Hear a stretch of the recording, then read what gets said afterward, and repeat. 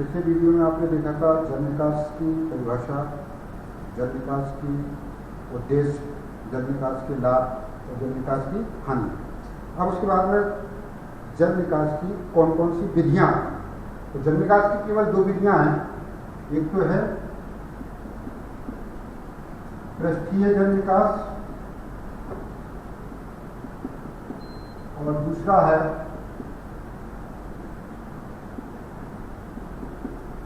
भूमिगत जल निकास।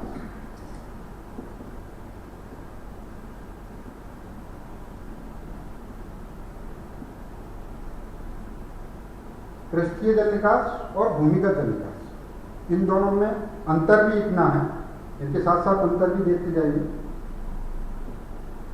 पृष्ठीय जल निकास भूमि की ऊपरी सतह से किया जाता है।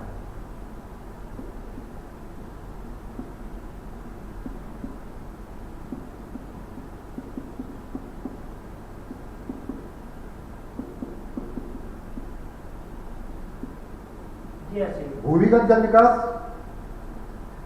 भूमि के अंदर, भूमिगत यानी भूमि के अंदर से जल निकास किया जाता है।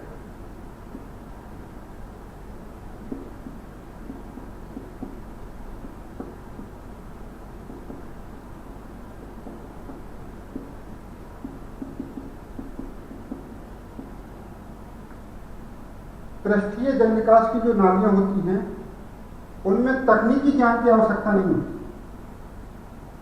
इसमें तकनीकी ज्ञान की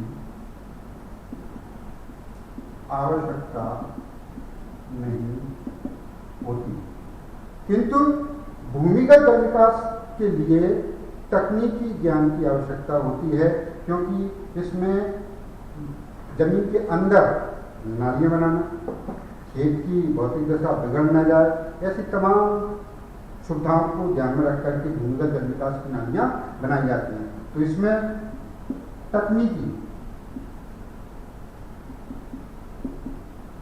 ज्ञान की आवश्यकता होती है। पृष्ठीय जल निकास नालियों में कम खर्च आता है, इसमें खर्च कम आता है, लेकिन भूमिगत जल निकास की जब नालियां बनाते हैं तो उसमें खर्च अधिक आता है, इसमें व्यय अधिक होता है। चौथी कंडीशन क्या आती है कि पृष्ठीय जल निकास जब हम करते हैं, उसके लिए नालियां बनाते हैं, तो खेत की जोत क्षेत्रफल कम हो जाता है, इसमें खेत का क्षेत्रफल कम हो जाता है। भूमिगत जल निकास की जब नालियां बनाते हैं तो उसमें खेत के क्षेत्र पर कोई प्रभाव नहीं पड़ता, तो इसमें क्षेत्रफल पर कोई प्रभाव नहीं पड़ता। पांचवी कंडीशन, पृष्ठीय जल निकास करने से भूक्षरण यानी कि मृदा अपरदन होने लगता है, इसमें भूक्षरण की संभावना अधिक होती है। इसमें भूक्षरण की संभावना नाम मात्र भी नहीं, इसमें भूक्षरण की संभावना नहीं होती है। और भी पॉइंट बन जाएंगे, जैसे पृष्ठीय जल निकास की नालियां प्रति वर्ष बनाई जाती हैं, क्योंकि बरसात के बाद फिर से खराब हो जाती हैं, दोबारा फिर से उनको बनाया जाता है। लेकिन भूमिगत जल निकास नालियां बनाने के बाद में एक बार बनाने पर फिर उसके लिए कभी कभार मरम्मत की आवश्यकता पड़ती है, अन्यथा वो हमेशा के लिए स्थायी बन जाती है। कि अस्थायी होती हैं और ये स्थायी होती हैं। इस प्रकार जल निकास की ये दो विधियां हैं, पहली है पृष्ठीय और दूसरी भूमिगत जल निकास। इस प्रकार से हमारा ये तीसरा चौथा क्वेश्चन है वो भी आपका क्लियर हो गया। इसके बाद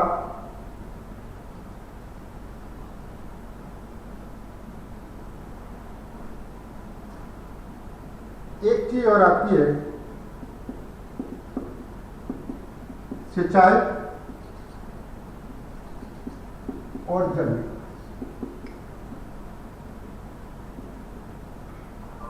ये क्या है? सिंचाई किसे कहते हैं? सिंचाई खेतों में फसलों के लिए पानी देने की विधि सिंचाई कहलाती है। और जल निकास को आप अभी समझ रहे थे कि खेतों से अनावश्यक जल को बाहर निकालना, उसे जल निकास कहते हैं। तो इसमें भी अंतर आप देख सकते हैं।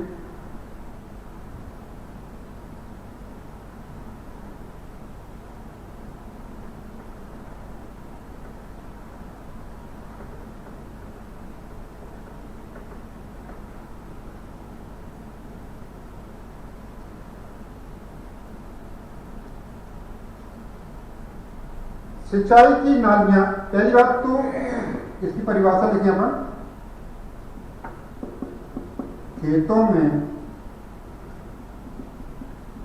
फसलों को जल देने की विधि सिंचाई कहलाती है। और जल निकास खेतों से अनावश्यक जल को बाहर निकालना। पहला। दूसरा पॉइंट, सिंचाई की नालियां खेत से थोड़ी 1 मीटर की ऊंचाई पर बनाई जाए। ये नालियां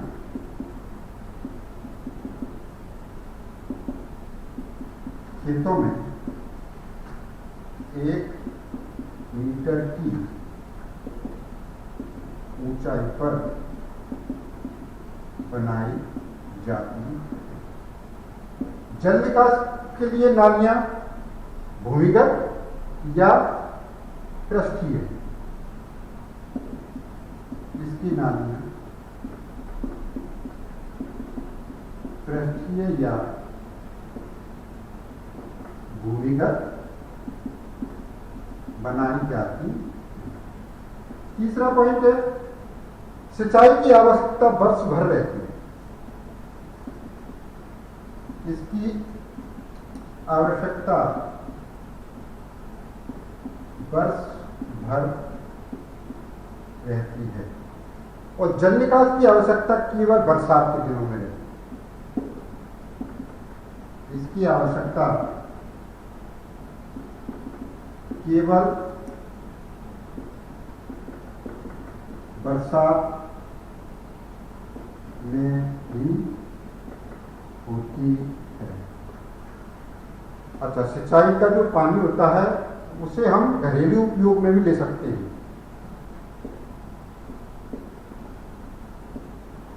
सिंचाई का पानी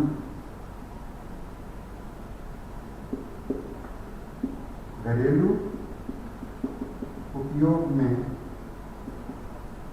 काम आता है। जल निकास का नाली, जो जल निकास का पानी है, उसे हम घरेलू उपयोग में नहीं लेते। इस पानी का उपयोग घरेलू कार्यों में नहीं। 5वां पॉइंट, सिंचाई से मृदा क्षरण की संभावना नहीं। सिंचाई करने से मृदा क्षरण